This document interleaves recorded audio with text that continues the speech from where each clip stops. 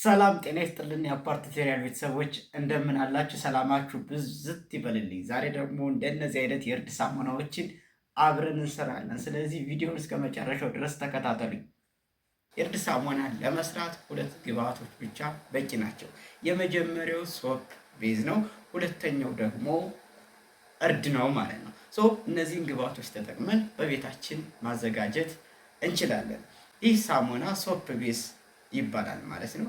ከግሊሰሪን ከአልኮል የሚሰራ የሳሙና አይነት ነው። ይህ ሳሙና በቀላሉ አልኮል ስላለው መቅለጥ የሚችል የሳሙና አይነት ነው። ይህን ሳሙና ለመስራት በጣም ቀላል ነው። በቀጣይ ወይም በሌላ ቪዲዮ አሳያችኋለሁ። ሳሙናችን ወይም የእርዱን ሳሙና ለመስራት በቤታችን ምን ምን እቃ ያስፈልገናል? የመጀመሪያው ሞልድ ነው ማለት ነው። ሌላኛው ቢላዋ ያስፈልገናል። ይህ ሶፕ ቤዙን ለመቆራረጥ የምንጠቀምበት ነው ማለት ነው። ሶፕ ቤዝ ከ1 ኪሎ ጀምሮ ከኛ ማግኘት ትችላላችሁ። ስለዚህ ይህንን ሶፕ ቤዝ እንቆራርጠዋለን ማለት ነው። የመጀመሪያው ስቴፕ ሶፕ ቤዛችን መቆራረጥ ነው ማለት ነው።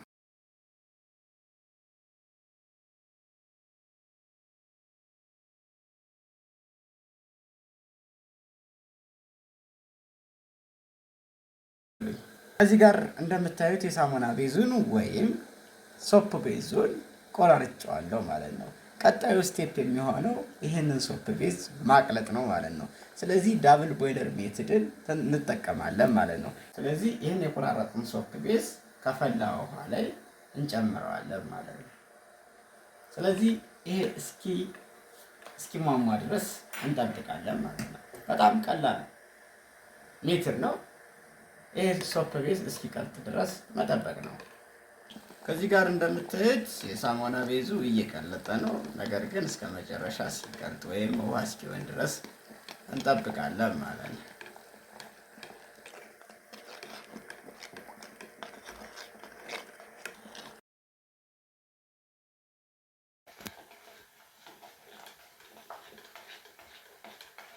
እንደምታዩት ውሃ ሆኗል ወይም ሳሙና ቤዙ በደንብ እንትን ብሏል ማለት ነው። ስለዚህ 1 ግራም የሚሆን እርድ እጨምራለሁ ማለት ነው። 1 ግራም የሚሆን እርድ እጨምርና አማስላለሁ ማለት ነው።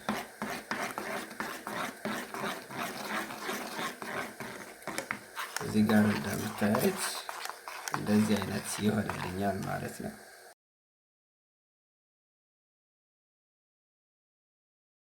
ከዛ ወደ ሳሙና ሞልዴ እጨምራለሁ ማለት ነው።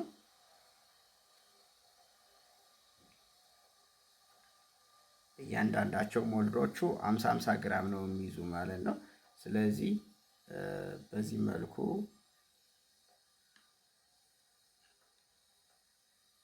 እጨምራቸዋለሁ ማለት ነው።